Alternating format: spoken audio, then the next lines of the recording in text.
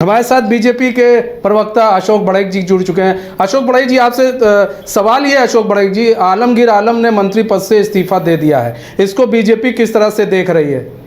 Sir अपना sir जो mute किया है आपने, सर प्लीज उसको म्यूट से हटा लें। स्पीकर सर, हाँ यस बोलिए। जी देखिए, ये बीजेपी के दबाव में इन लोगों ने इस्तीफा दिया है। और तो और बीजेपी मांग करती है कांग्रेस पार्टी से कि ये सिर्फ मंत्री पद से इस्तीफा नहीं, वो अभी वर्तमान में विधायक दल के नेता भी है कांग्रेस के। और कांग्रेस पार्टी आलमगीर आलम के ऊपर क्या कार्रवाई करती है, ये भी हम कांग्रेस पार्टी से मांग लोग देख रहे, देखो तो अगर कार्रवाई कांग्रेस अगर निष्कासित नहीं करती है तो हम लोग यही मान लेंगे कि राज्य की जनता के लिए सिर्फ आईवास करने का ये एक काम किया गया है। हम लोग बीजेपी मांग करती है कि जिस तरह से उन्होंने मंत्री पद से इस्तीफा दिया, वो नेता विधायक दल के पद से भी इस्तीफा दे और तो और कांग्रेस पार्टी उनके पर कार्रवाई करे, क्योंकि राज्य की जनता का खजाना, राज्य की जो खजाना था, राज्य की जनता के लिए, राज्य के विकास के लिए जो खजाना उपयोग करना था, उनको इन लोगों ने हड़पने का काम किया है, राज्य के भविष्य को बर्बाद करने का काम किया है। तो ये इतने से काम नहीं चलने वाला है। कांग्रेस पार्टी से बीजेपी मांग करती है कि उनके ऊपर कार्रवाई करे। अगर नहीं कार्रवाई करती है तो राज्य की जनता यही मान लेगी कि ये भ्रष्टाचार का हाथ कांग्रेस के साथ, ये स्लोगन के साथ कांग्रेस काम करती है। कितने लोग तो आपको एक चीज अशोक बड़ैक जी, आप लोग कह रहे थे भाई आलमगीर आलम का इस्तीफा होना चाहिए। अब इधर सूत्रों के हवाले से हमें तो खबर यही मिल रही है कि इस्तीफा दे दिया है। अब आप कह रहे हैं विधायक दल के नेता से भी इस्तीफा दे दें, तो सबसे अब कांग्रेस हर चीज से इस्तीफा ले लेगी, कहा जाता है संकट मोचन कहा जाता है उनको कांग्रेस का। सुनिए, जब बोलती है कि कांग्रेस भ्रष्टाचारियों के खिलाफ है, तो कांग्रेस को अब तो स्पष्ट करनी चाहिए ना। देखिए, ये दो बातें हैं। अगर आज आलमगीर आलम इस्तीफा दिए, एक तो राहुल गांधी जी जिस दिन आते हैं उस दिन उनके साथ मंच शेयर करने से उनको मनाही हो जाता है, यानी कांग्रेस के अंदर खाने में ये चीज पता चल गया था कि ये 35 करोड़ कहीं ना कहीं आलमगीर आलम के है। इससे तो साफ कांग्रेस पार्टी के अंदर के बड़े लोगों को पता चल गया था ये 35 करोड़ कहीं ना कहीं आलमगीर आलम के है। अब राज्य की जनता और देश की जनता देख रही है, तो ये अब अपने बचने के लिए तो आलमगीर आलम जी के ऊपर दबाव बना के इस्तीफा तो ले लिए हैं कि आप मंत्री पद से हम इस्तीफा देते हैं, लेकिन अभी भी वर्तमान में अभी वो कांग्रेस विधायक दल के नेता है। और तो कांग्रेस पार्टी को कार्रवाई करनी चाहिए ना। जब वो पता चल गया है कि वो भ्रष्टाचारी है, वो आरोपित है, तो उनके ऊपर कांग्रेस पार्टी कार्रवाई क्यों नहीं करती है?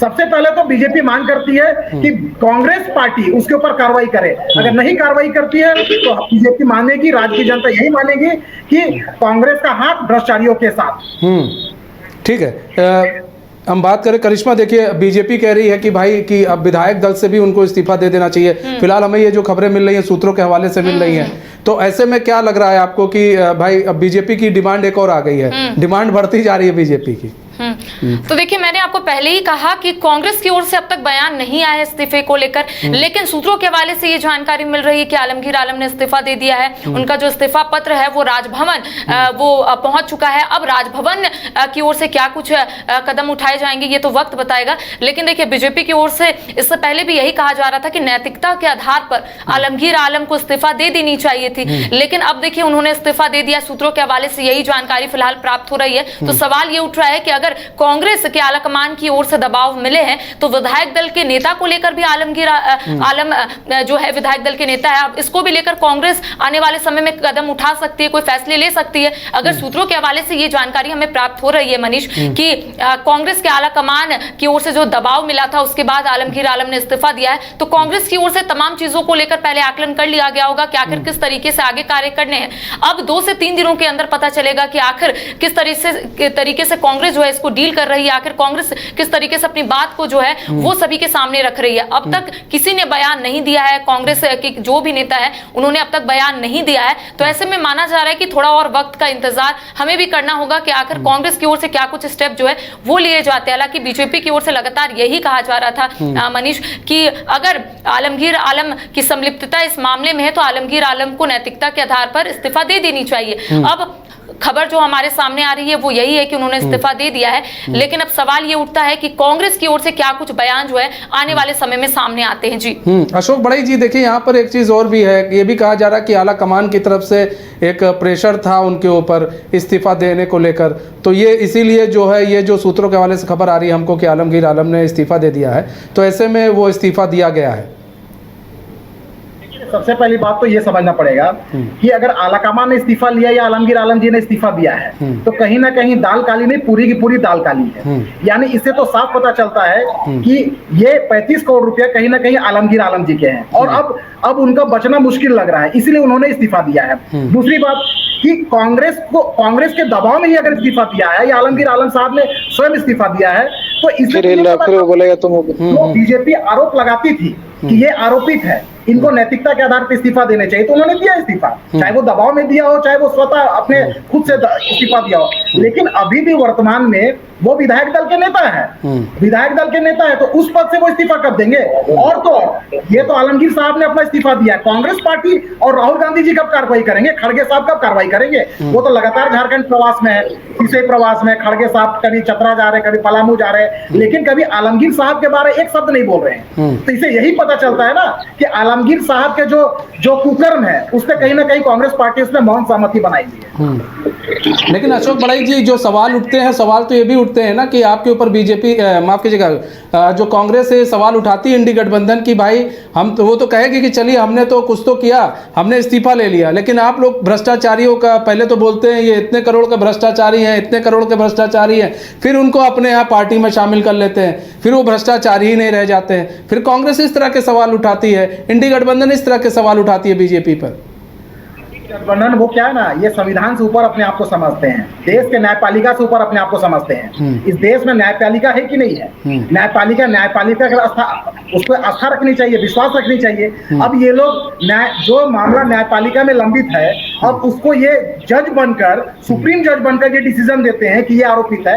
ये कहीं ना कहीं न्यायपालिका के जो अपना जो न्यायपालिका जो कार्य है उस कार्य पे कहीं ना कहीं ये लोग बाधा डालने का काम करते हैं। और तो ये लोग जो बोलते हैं ना कि जिस तरह से देश में संविधान खतरे में है, लोकतंत्र खतरे में है और देश खतरे में है। देखिए, संविधान खतरे में, कांग्रेस के संविधान खतरे में है और लोकतंत्र खतरे में नहीं है। ये कांग्रेस के जो परिवारवाद की राजनीति, इंडी गठबंधन के जो परिवारवाद की जो राजनीति है वो खतरे में है। इसलिए ना संविधान खतरे में है, ना लोकतंत्र खतरे में है और ना ही आरक्षण खतरे में है। जो लोग धर्म के आधार पर आरक्षण देने का काम करते हैं, बाबा साहब भीमराव अम्बेडकर ने जाति के आधार पर आरक्षण देने का काम किया था और कांग्रेस के संविधान ने धर्म के आधार पर आरक्षण देने का जो प्रस्ताव तैयार किया है, इससे तो देशवासी साफ देख रहे हैं, समझ रहे हैं कि बाबा साहब भीमराव अम्बेडकर का जो संविधान है उसका किस तरह से इन लोगों ने हनन करने का काम करते आ रहे हैं। 75 सालों में हनन तो किए हैं, अब आने वाले समय में बोल रहे हम सत्ता में आएंगे तो हम धर्म के अनुसार हम आरक्षण देंगे। तो बाबा साहब भीमराव अम्बेडकर जी का जाति के आधार पर आरक्षण का क्या होगा? और जो बोलते हैं कि मोदी जी ने लोकतंत्र खतरे में, मोदी जी आएंगे लोकतंत्र खतरे में पड़ जाएगा। अरे देखिए, मैं तो आपको स्पष्ट बोलना चाहूंगा कि कोई लोकतंत्र खतरे में नहीं आएगा। इसी लोकतंत्र की खूबसूरती के कारण में चाय वाला का बेटा देश का प्रधानमंत्री बनता है और इसी लोकतंत्र की खूबसूरती में एक आदिवासी समाज की बेटी को देश का राष्ट्रपति पद जैसा पद दिया जाता है। तो इसी लोकतंत्र की ब्यूटी के कारण में, इसी लोकतंत्र की खूबसूरती के कारण दो जो दलित समाज, पिछड़े समाज को देश के उच्च पद पर बैठाने का काम होता है। मैं तो आपको बता दूं कि लोकतंत्र खतरे में नहीं है, इन परिवार, गांधी परिवार के जो परिवारी जो राजनीति है वो खतरे में है, लालू यादव परिवार के राजनीति खतरे में है, सोरेन परिवार की राजनीति खतरे में है। ये कोई देश का लोकतंत्र, देश के संविधान और देश का कानून और आरक्षण कोई खतरे में नहीं है। खतरे में है तो इंडिया अलायंस के परिवार, इंडिया अलायंस का संविधान, और कुछ नहीं है। और जिस तरह से लोग 75 सालों में भ्रष्टाचार का जो नंगा नाच किए हैं देश में, आज ईडी और नरेंद्र मोदी जी के 0% टॉलरेंस के आधार पर विभिन्न एजेंसियां काम कर रही है तो इनको पेट में दर्द होता है। अरे ये वही 1,25,000 करोड़ है जो देश के राजस्व को इन लोगों ने लूटने का काम किया था और ईडी ने जब्त करके देश के खजाना में भरने का काम किया है। ये कोई निजी खजाने में नहीं भरा है, ये देश के खजाने में भरा है जो देश के विकास में काम आएगा। अच्छा नीरज, ये बात करें, देखिए सबसे बड़ी चीज ये है नीरज की वहां पर लगातार आप बने हुए हैं, ऐसे में ईडी ने किस तरह के जो क्वेश्चंस है वो तैयार कर रखे हैं, किस तरह के सवाल जो है वो पूछे जाने हैं। फिलहाल अंदर पूछताछ हो रही है, तो किस तरह के क्वेश्चंस तैयार करके रखे ईडी ने, किस तरह के सवाल पूछे जाएंगे आलमगीर आलम, क्योंकि छोटे नेता नहीं है, एक मंत्री है, एक बड़े नेता है।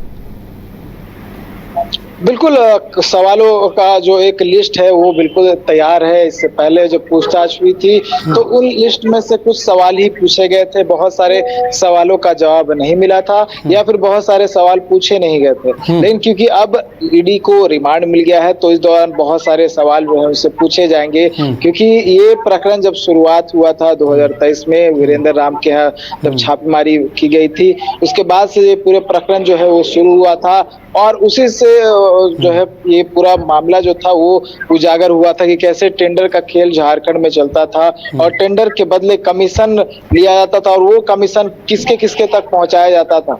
ऐसे में जब बड़ी कार्रवाई हुई है तब ये क्लियर हो पाया कि 1.5 से 2% का जो परसेंटेज था वो मंत्री आलमगीर आलम के लिए तय था। कुछ जो अधिकारी थे उन्होंने अपना परसेंटेज शेयर कर जो है था वो रखा हुआ था, उसके साथ कई और लोग जो थे उनका भी परसेंटेज जाता था। तो ये कई बड़े खुलासे जो है इस कार्रवाई में हुए हैं।